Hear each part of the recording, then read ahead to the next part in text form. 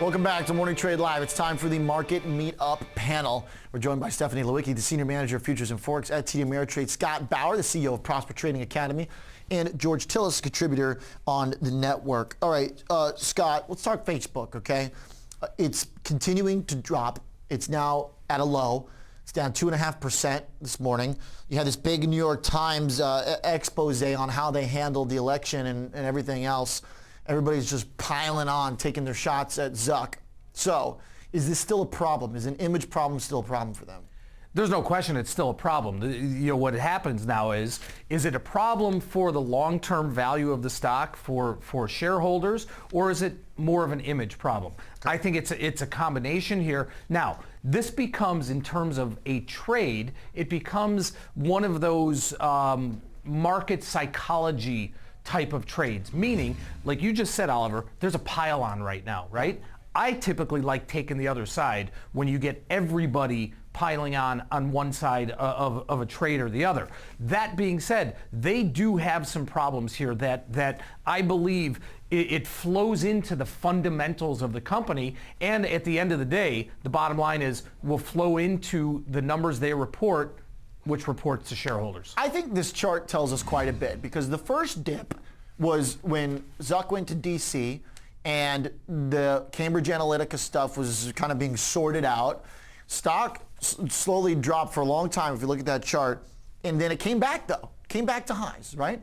Delete Facebook, didn't really delete Facebook, the hashtag didn't, but then all of a sudden they showed in earnings about 6 months ago, Stevie, that changed everything. To me, it's so interesting because that sharp sell-off wasn't a bad article.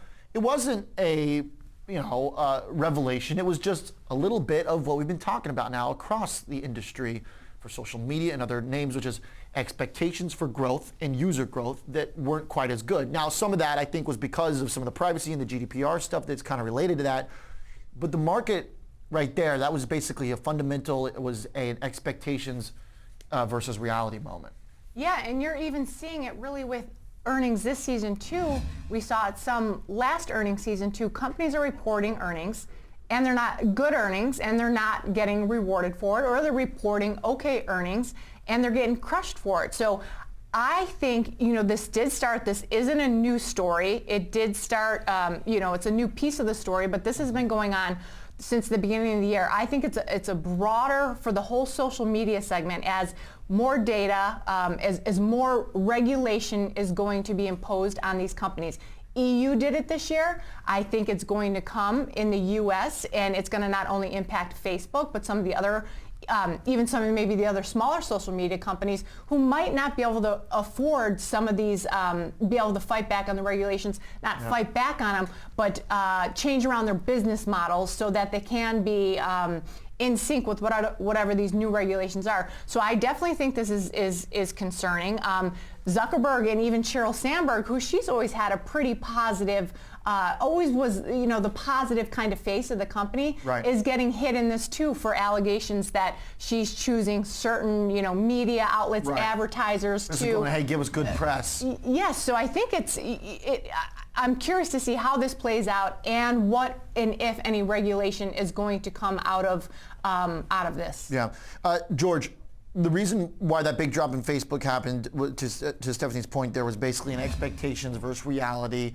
They they said, hey, the revenue growth is going to slow a little bit, and then the revenue growth rate, by the way, still growth, and indeed it did a little bit. But then the third quarter came in, and they jumped 33% in terms of revenue, which is still a fantastic top-line growth figure, of course, and monthly active users were up about 10% from the year before. Still 2 billion people using the platform. It didn't mean a big volatility event in the most recent earnings. What does that tell you? Well, I think when we look at the numbers themselves, the revenue is moderating. I mean, 30+% is still favorable, you would say, but it's less than 40%. So that's one of the issues. And I also think there's some stuff going on when it comes down to like margin compression, because they're spending quite a bit of money, Oliver, to deal with some of these data privacy issues. They're hiring a lot of engineers. They have doing a lot of ads. A lot of ads. So that's costing quite a bit of money. I think it's important here also to recognize, from a regulatory standpoint that Stephanie brings up, is this now regulation about how they deal with the consumer's data, because ultimately the consumer is providing that data to Facebook willingly.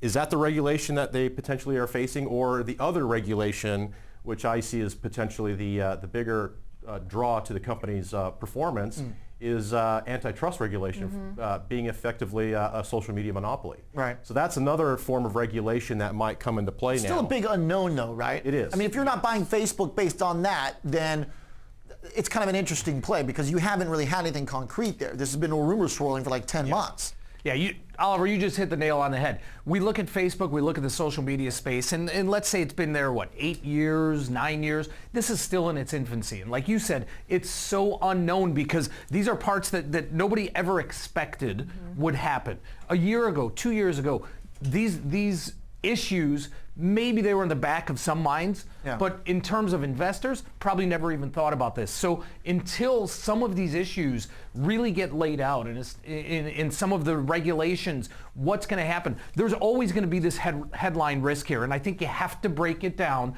back to the fundamentals. What's the growth story here? Well, that's the kind of the point that I'm getting at here, which is there might be a disconnect, and I'm saying this also sort of as a journalist and how I just know the community. This is a sexy story, okay, that they're going after. Politics, social media, billionaires. I get it, right? It's a great story. The New York Times, it's an incredible report. But is there a disconnect between that and the 2 billion people that are still on it, the tons of people that are on Instagram that are on their, they're not listening to Russian election stuff anymore. They're sharing pictures of their coffee and buying clothes and bikinis and stuff. It's like, what does all that matter to how Facebook makes money right now? Is the market unduly punishing it?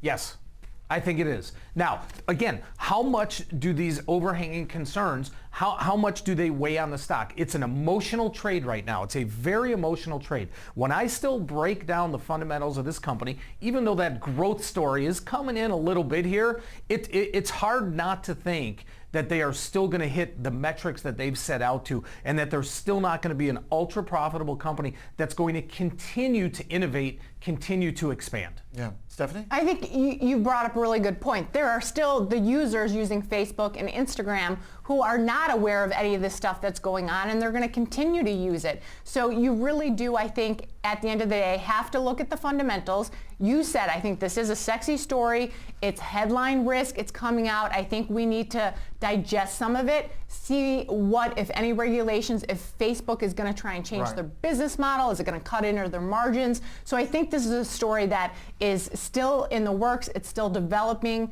But again, they still have a really big user base. Instagram is growing, Instagram stories, so there's still a lot of positive fundamentals about the company. I think it's a really good point because I see two clear effects, George. Last point here before we continue our conversation about Facebook from the image problem. Let's just call it all an image problem. It might be a business problem too. It might be a security problem. But let's just call it right now this image problem where you go on social media right now and they're just getting hammered by every journalist in the business and it's just, they're a piñata. So there's basically two ways that becomes negative in the way I see it. One is the regulatory risk, which hasn't happened yet. The other is that they have to spend to do ads. They have to spend to now rebuild that image. And when you're a social media company, you don't want to be rebuilding your image. It's basically what you are. So, but one of those is now and one of those is a maybe. Yeah, I think there may be, Oliver, again, maybe an issue associated with social media, attitudes towards social media based upon some of the privacy issues that Facebook is, again, being challenged in regards to. I think also what's going on, because despite the fact that they have that 2.2 billion active users, Oliver, I think the company itself internally is going through a transition from that high growth model to now monetizing or better monetizing the active users on their platforms. Right. And so again, in order to make that transition, Oliver, it's imputed in their business to have more costs. And I think that's one of the reasons it's offsetting the metrics. One of you brought up, that is a key word here. And that is again, maybe potentially offsetting again the impact or the expectations of the revenues and earnings going forward. But again, that is the underarching issue, which is them moving more towards monetizing the existing user base rather than trying to grow it, because there's ultimately only 7.5 billion people on the planet, so eventually they'll tap into all of that, if so, or if not. But it also again comes down to what's going on from the regulatory purview as well. Yeah. All right, guys, as we wrap things up, we've got about 5 more minutes before Fast Market. I want to just take a look at the week that's been happening, Scott, and try and put it in perspective, okay? it's just where to begin. What to you happened this week? Because it's like all of a sudden just kind of hell broke loose. Crude in an epic sell-off. Nat gas in an epic rally. Okay, Bitcoin tanked. Stocks are going all over the place. Nvidia down 17. Where do we begin to assess all this? Where do we come away from this 5 days? The dollar, the Fed, interest rates, right? It's on and on and on and on. And much of this is not going to abate anytime soon, which is the reason you're seeing the VIX still trade right around 20-ish and will probably remain here through the holidays. At least I think so. So where do you begin? There's a lot out there, Oliver. I don't know that you can isolate one part of what we've seen here as the cause that the market is being this volatile. I can't remember a time in my almost 30 years of professionally in this business that there's been so much headline risk. Not just one or two topics, so much headline risk. It's a fascinating time to be in the market. It's not a time to be afraid of the market. It's a fascinating time to be involved. We were just looking at the VIX, and to your point there, we haven't, I know George was saying, look, we haven't had that huge spike yet in VIX if we're supposed to get it, but now the sustained level of 19 plus, Stephanie, that we have not seen since the also epically crazy January of 2016, when everybody thought the world was ending. Oh, right. February, we sat at a 9-10 VIX. The beginning of this year minus the February, early February VIX spike. And then what's going on in the last 6 weeks. Another thing, remember, there's Brexit in there that brings in uncertainty, that bleeds over into our markets.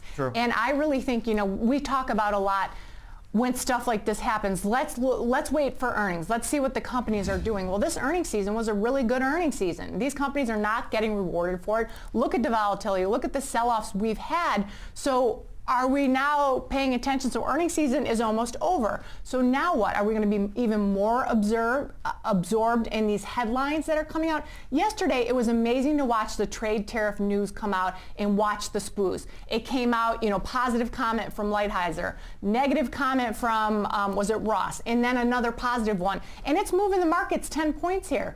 And when you hear the administration talk, well, this is just how trade deals go. It's just talking back and forth. But we've never been really experienced a time in the market when a big trade, negotiations, these tariffs, the market hasn't experienced, so the market doesn't know how to react. So I think that will continue the rest of this year, hence volatility will remain elevated. Yeah, George? Well, to me, it's a mad scramble at the end of the day because, usually speaking, we were going into defensive posture, if you will, into treasuries, but we have interest rate risk. And so there's duration risk, and so there's risk moving into defensive place. Exactly. So where do we hide out? So I think that's creating, and again, associated with all the headline risk that's out there, there's a lot to speak of, and there's no place to hide. Gold's holding up quite nicely. Crude oil, of course, falling. But when it comes down to the market volatility, maybe the elevation it's at, albeit it hasn't spiked to the upside, past 30 or 40 like we've seen in the past, where we have kind of a blow-off, sell-off in the marketplace. There's certainly some appetite right now for treasuries because potentially going forward, maybe some of that interest rate risk might provide some place to hide out in terms of treasuries. If you don't mind, I am actually going to borrow that term, mad scramble. And I'm going to use it. No, I'm going to because... Hey, you didn't charge royalties on that, George. It's all about cash flow right now, okay? It is cash flow. Be nice, it's holiday season. No, I'm going to use that because that's what it is in the marketplace right now. But again, as a trader, I'm not talking about the long-term investor. As a trader, mad scramble is opportunity. Right. Yeah, it is. Right? And people should keep that in mind. VIX 19 is what you guys are going to talk about on Fast Market up next. All right. Thanks to Stephanie Lewicki, Scott Bauer, and George Tillis on the